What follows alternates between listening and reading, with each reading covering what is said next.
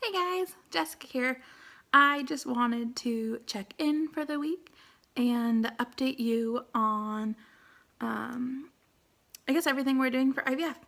So, last week I had an appointment with the high-risk OBGYN, and I have to go to the high-risk OBGYN because I have been diagnosed with diabetes, even though my number is like right on the borderline.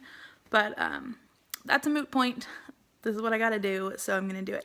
So, high risk OBGYN. I went last week, and basically the doctor was like, I'm gonna tell you all of the complications that could go along with having diabetes.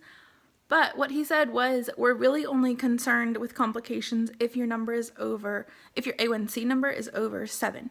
And mine is 6.6, and the diabetes cutoff is 6.5. So I'm like right on the bubble. And he even wanted me to retest my A1C because he thinks it would be in the normal range since I cut out sugar.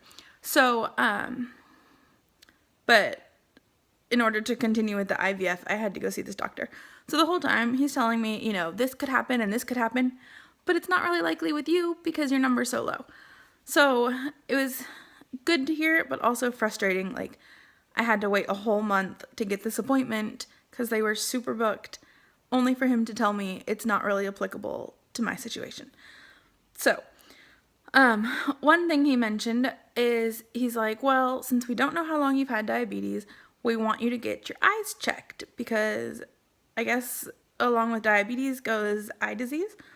My endocrinologist had also said he wanted me to get my eyes checked, but he had said just within the year. He's like, no hurry, you can do it in a few months. It's not a top priority. Just within the year, you might want to do it. So when the high-risk OBGYN told me he wanted me to get my eyes checked, I was like, oh yeah, the endocrinologist said that too, but he said I could wait, a year, or do it within the year. And the OBGYN was like, no, we should probably do it before you get pregnant because it will change the, how we treat pregnancy. So I asked him, I said, please tell me it's not going to delay IVF to have to do, have to make this appointment and go get my eyes checked.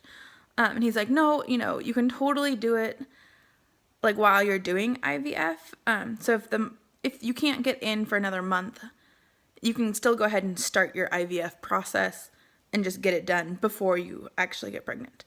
Because before we do our IVF, we have a whole month of birth control. So I figure that's kind of like my leeway month.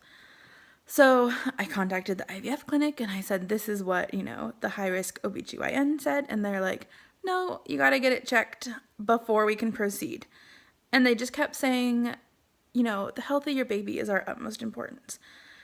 And that so frustrated me because, to have a healthy pregnancy and a healthy baby is super important. But they're just basically disregarding what the high-risk OBGYN said. And I felt like postponing IVF even longer. So I said, okay, fine. I called the eye doctor. Luckily, they could get me in this past week as well. So it was only a couple of days difference between the high-risk OBGYN and the eye doctor. So I have 20/20 vision. I have perfectly healthy eyes, no eye disease, no nothing, which was really good to hear. So that was a couple days ago. So today I contacted the IVF clinic and I said, okay, I got a perfectly clear bill of health from the eye doctor. I've done all of the clearances that you've told me I need to do. And they wrote back and they were like, oh, you need an EKG. And I'm like, what do I need? Like, nobody's told me I need an EKG. And they said the high-risk OBGYN put the order in. And I was like, am I going crazy? Because I don't remember anybody saying anything about a EKG. So I called the high-risk doctor and I said, did I completely miss this? And the nurse or whoever was like, well, let me look at your account. And she's like, no, there's absolutely no orders for an EKG. The doctor didn't mention an EKG. She's like, the IVF clinic must be confused because we did not put in anything having to do with an EKG for you. She said all you needed to do after us was see the eye doctor. So I was like, okay. So I messaged the IVF coordinator back, and I was like, I just talked to that doctor, and they said, yada, yada. Can we please get started with, I need to have the IVF consultation. Not like at the beginning when it's like, this is what's going to happen, but the actual, like, you're doing IVF, this is your timeline plan. And so I keep having to do all these clearances before I can have that appointment. Well, what I'm concerned about is I think my period's going to come like any day now. My boobs are super sore. I'm super crampy. And normally I would be excited about this because it would be like right on like a 28-day schedule, which I'm not normally regular. So to have a period on day 28 would be super exciting.